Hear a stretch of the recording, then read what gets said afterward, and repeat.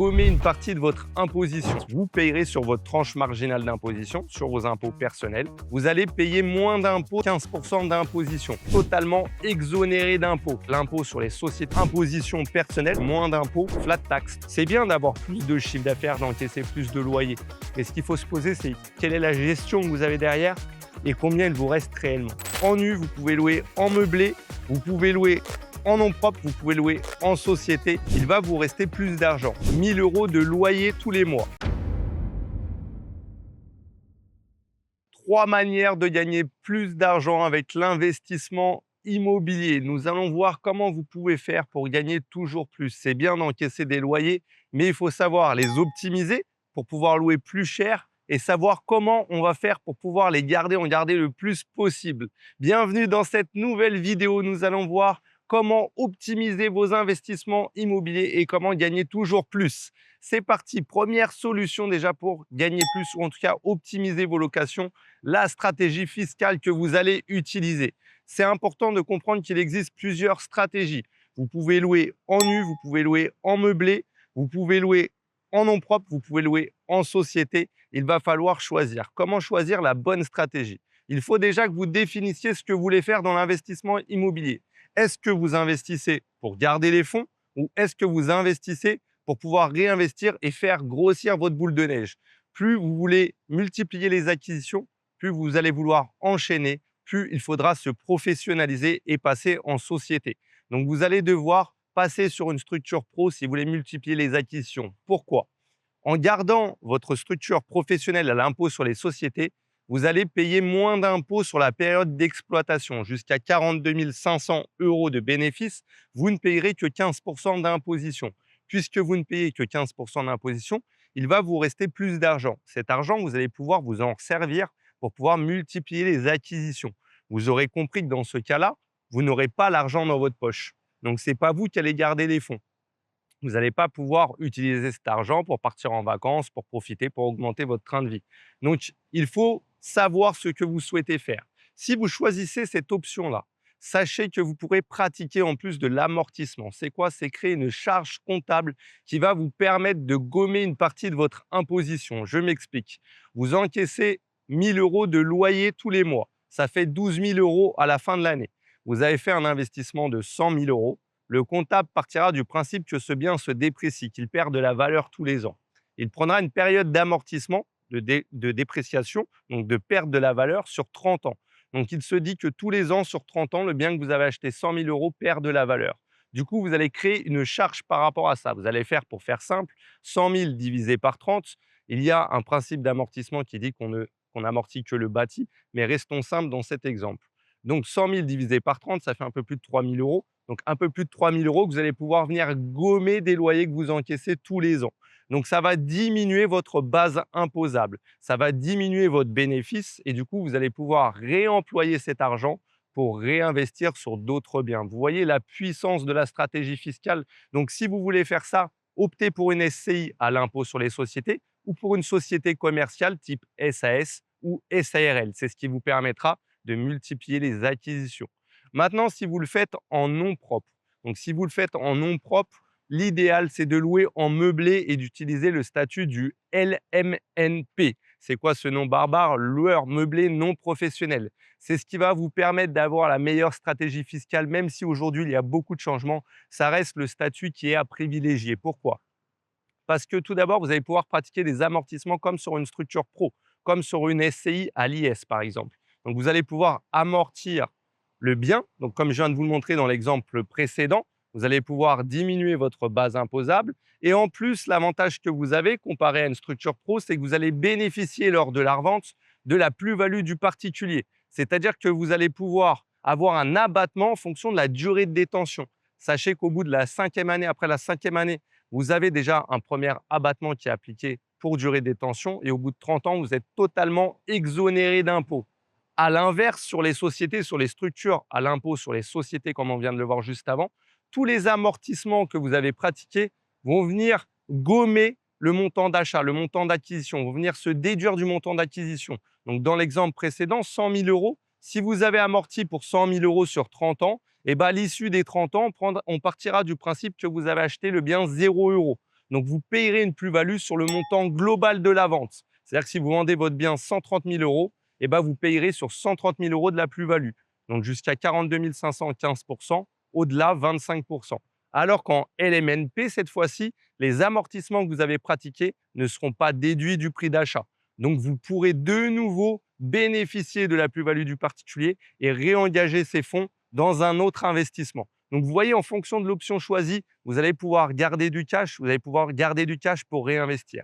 Maintenant, si vous souhaitez utiliser ces fonds tout de suite, donc les fonds que vous gagnez tous les mois grâce au loyer que vous avez, je vous conseille de rester sur du nom propre, c'est-à-dire d'acheter votre bien vous-même. De cette façon, tout l'argent que vous gagnez, une fois que vous serez acquitté de votre imposition personnelle, donc sur votre tranche marginale d'imposition, vous pourrez utiliser ces fonds. Comment ça se passe de façon concrète?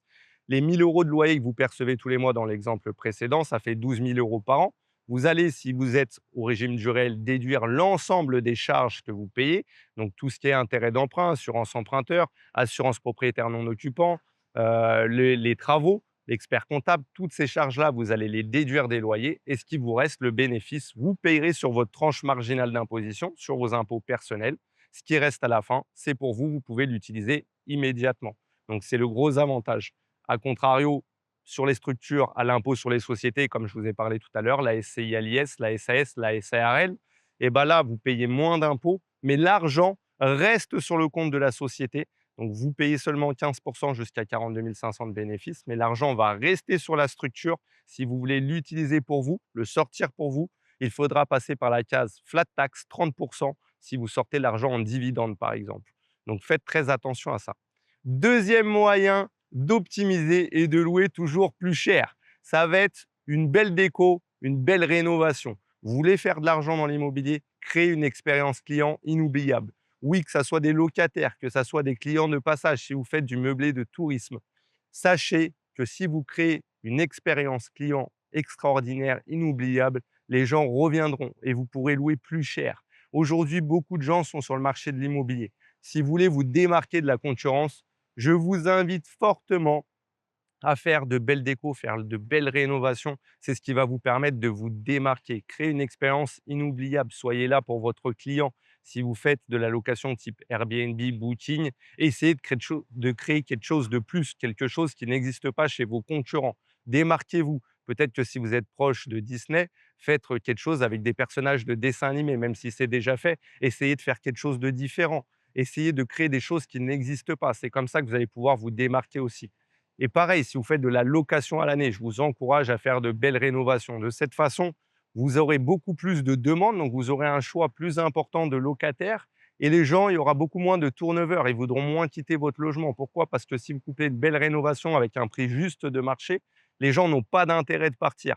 Donc, ils ne vont pas vouloir partir de votre logement. Vous aurez moins de gestion, vous aurez des locataires qui seront peut-être plus soigneux et vous aurez surtout moins de turnover, donc moins de gestion à faire pour rechercher des nouveaux locataires, pour remettre des gens en place, pour les faire rentrer dans les lieux, pour faire des sorties quand les autres s'en vont. Donc, c'est beaucoup plus facile, c'est moins de contraintes. Essayez de voir vraiment les choses comme ça. Quand vous faites de la rénovation à la va-vite, les gens ne se sentent pas bien dans le bien et du coup, ils veulent partir rapidement. En plus, ils ne prennent pas soin de votre bien. C'est quelque chose qui vous engage, l'investissement immobilier. Vous êtes engagé sur plusieurs années, vous êtes engagé sur plusieurs centaines de milliers d'euros. Donc, faites très attention à ça. Faites attention vraiment de faire des rénovations soigneuses avec des bons matériaux pour pouvoir mettre vos locataires dans de bonnes conditions et des gens qui vont rester et optimiser au maximum vos locations. Vous pourrez certainement louer un petit peu plus cher que ce qui se pratique sur le marché. Et en plus, vous aurez des gens qui vont faire attention et qui vont prendre soin de votre bien. Donc, c'est vraiment très important de faire attention, d'avoir une belle rénovation, d'avoir une belle déco aussi. Si vous louez en meublé, que ça soit en meublé à l'année ou que ça soit en meublé de tourisme à la nuit, faites attention à la déco. C'est super important, ça peut faire la différence. Aujourd'hui, il y a plein d'émissions sur la 6 avec Valérie Damido, avec Stéphane Plaza. Les gens regardent ça, ils voient ce qui se passe. Plus personne veut quelque chose de médiocre. Tout le monde veut de la qualité. Tout le monde veut quelque chose où il se plaît, où il peut faire des photos, où il peut faire du Instagram. Donc, c'est important de mettre en avant votre bien, de le valoriser. Déjà pour la période d'exploitation, vous l'aurez compris, c'est un gros avantage. Et en plus, à la revente, vous allez pouvoir en tirer plus aussi parce que les gens aujourd'hui ont beaucoup de mal à se projeter. Le fait que vous le fassiez pour eux, c'est vraiment un gros plus. Les gens, ce qu'ils veulent, eux, aujourd'hui, c'est arriver, poser leur valise, que ça soit pour de la location à l'année ou de la location courte durée, ce qui est classique, et ils veulent rien avoir à faire d'autre. Ils veulent pas avoir à se projeter, ils veulent pas avoir à faire des travaux. Ce qu'ils veulent, c'est poser juste leurs éléments et c'est fini. Donc, essayez vraiment de vous appliquer là-dessus, c'est ce qui fera la différence. Troisième solution maintenant pour gagner toujours plus d'argent, la stratégie locative que vous allez utiliser. Vous voulez louer votre bien, vous ne savez pas comment louer. En fonction de ce que vous voulez faire dans l'investissement immobilier, vous allez choisir plus une stratégie qu'une autre. C'est-à-dire, si vous louez en location courte durée, par exemple, comme on vient de voir juste avant, vous allez pouvoir tirer plus de revenus de votre location. Pourquoi? Parce que c'est des locations à la nuit. Donc forcément, quand vous décomposez un mois, vous avez 30 ou 31 nuits et du coup, vous pouvez mettre des prix à la nuit qui sont un petit peu plus élevés que ce que vous feriez en location longue durée. Donc vous allez gagner plus. Après, faites attention à une chose, ne confondez pas chiffre d'affaires et bénéfices. Gagner plus, c'est bien, avoir plus de loyer, c'est bien. Par contre, qu'est-ce qui vous reste à la fin? Une fois que vous avez retiré la conciergerie, une fois que vous avez retiré le ménage, qu'est-ce qui va vous rester sur ce bien, sur la location de ce bien? C'est super important de le comprendre parce que si vous ne faites pas ça, c'est bien d'avoir plus de chiffre d'affaires, d'encaisser plus de loyer. Mais ce qu'il faut se poser, c'est quelle est la gestion que vous avez derrière et combien il vous reste réellement. S'il vous reste plus, que j'espère en location courte durée, parce que normalement ça doit être le cas, c'est plus intéressant peut-être pour vous. Après, il faut voir les contraintes qu'il y a au niveau de la gestion. Le but, encore une fois, avec l'investissement immobilier, c'est pas de se créer un deuxième boulot. Ça va être plus de percevoir des revenus de façon passive. Même si j'aime pas trop cette phrase, parce qu'il y a toujours du travail à faire dans l'immobilier, rechercher des biens, rechercher un financement, la gestion des travaux, la gestion des locataires, même si vous déléguez un maximum de choses, il y a toujours un petit peu de trucs à faire au début de l'opération en tout cas. Donc, faites très attention à ça. Donc, il faut comprendre quelle énergie vous souhaitez mettre aussi dans la gestion de votre bien. Deuxième chose que vous pouvez faire, la colocation. La colocation, c'est un bon modèle aujourd'hui. Vous avez certes plus de locataires à gérer, mais par contre, vous avez aussi plus de revenus, alors que ça soit colocation ou co-living. La différence entre les deux, c'est que sur le co-living, vous avez une salle de douche dans chaque chambre. Et ça peut être un avantage, ça peut être un confort supplémentaire. Si vous avez la possibilité de le faire, je vous encourage à le faire. C'est toujours plus agréable d'avoir ses sanitaires seul dans sa chambre plutôt que de devoir les partager avec d'autres personnes que vous ne connaissez pas forcément. Donc, encore une fois, on en revient à l'expérience client. Au niveau de l'expérience client, elle sera toujours meilleure s'ils ont une salle de bain et un toilette dans leur chambre. Donc, pensez bien à ça, c'est quelque chose de super important. Deuxième élément sur la colocation, l'avantage, c'est que vous allez avoir plus de loyer. Encore une fois, quand vous divisez une grande surface en plusieurs petites surfaces, vous allez pouvoir encaisser plus de loyer et du coup, c'est plus avantageux pour vous. L'autre avantage, c'est qu'il ne va pas y avoir de gros risques au niveau des loyers impayés. Pourquoi? C'est très peu probable que vous ayez 3 ou 4 locataires qui ne payent pas leur loyer en même temps. Donc déjà, ça vous amène plus de sécurité pour vous. Donc vous allez être plus en sécurité puisque vous allez encaisser des loyers qui vont être sûrs, ou au moins la moitié des loyers ou les 3/4 des loyers. Tout le monde ne va pas s'arrêter en même temps. Donc si vous avez un profil d'investisseur plutôt modéré ou plutôt prudent, bah, optez peut-être pour des colocations, du co-living qui multiplie du coup les loyers encaissés et qui vous amène de la sécurité. Autre moyen que vous avez, c'est la location classique à l'année. C'est certes moins de rentabilité en général, mais c'est quelque chose de plus traditionnel sur lequel il y a beaucoup moins de gestion locative. Une fois que les travaux sont faits, vous louez, même s'il y a des turnovers, c'est beaucoup plus simple parce que vous avez juste à faire un état des lieux de sortie, un état des lieux d'entrée et vous pouvez remettre un locataire très rapidement. Et encore plus si vous le couplez à de la location meublée à l'année. Dans ce cas-là, il y a déjà les meubles sur place. Les gens ont juste à venir avec leurs valises, ils posent leurs valises, ils restent à l'année, 1 an, 2 ans, 3 ans. Et ensuite, le jour où ils veulent partir, ils ont juste à reprendre leurs affaires et vous, les meubles restent. Donc, c'est une stratégie qui peut être faite pour des gens qui ne veulent pas se prendre la tête, qui veulent juste se constituer un patrimoine, par exemple, si c'est votre cas, que vous souhaitez vous constituer un patrimoine, pourquoi pas opter pour cette option-là? C'est quelque chose de très, très simple et c'est quelque chose que vous pouvez mettre en place facilement. Donc voilà, en fonction encore une fois de ce que vous voulez faire, vous pourrez adapter le choix stratégique, le choix locatif. La dernière solution, la magie pour moi des investisseurs, la vraie magie, la division de maison. C'est quoi la division de maison? C'est tout simplement prendre une maison sur laquelle il y a de grands plateaux ou de gros volumes que vous allez diviser de façon officielle en appartements. Vous allez diviser votre bien en appartements. Donc, vous allez prendre votre maison, vous allez diviser en plusieurs plateaux de façon donc à avoir plusieurs appartements loués, donc plusieurs loyers encaissés et à la revente, pouvoir bénéficier de cette plus-value parce que vous allez créer des plus petites surfaces. Du coup, ça va se vendre plus cher que des grandes surfaces. Donc, pendant la période d'exploitation, vous encaissez plus de loyers et à la revente, vous faites une grosse plus-value puisque vous avez plus de logements, plus de petites surfaces et ça se vendra toujours plus cher au mètre carré qu'une grande surface. Donc, vous optimisez tout. Comment faire maintenant pour diviser une maison? Vous allez vous rapprocher de l'urbanisme. Vous rapprocher de l'urbanisme pour savoir quelles sont les contraintes. Parce que oui, il y a des contraintes quand vous voulez diviser de façon officielle, de façon légale. Vous allez avoir des contraintes au niveau des places de parking, souvent suivant les communes dans lesquelles vous allez investir. Donc, certaines communes vont demander une place de parking pour des logements de moins de 40 mètres carrés, une place de parking pour des logements de 2 pièces ou moins, et 2 places au-delà. Donc, faites très attention à ces contraintes-là. Certaines communes vont demander aussi à ce que vous respectiez des espaces verts, c'est-à-dire avoir un pourcentage d'espaces verts sur votre parcelle.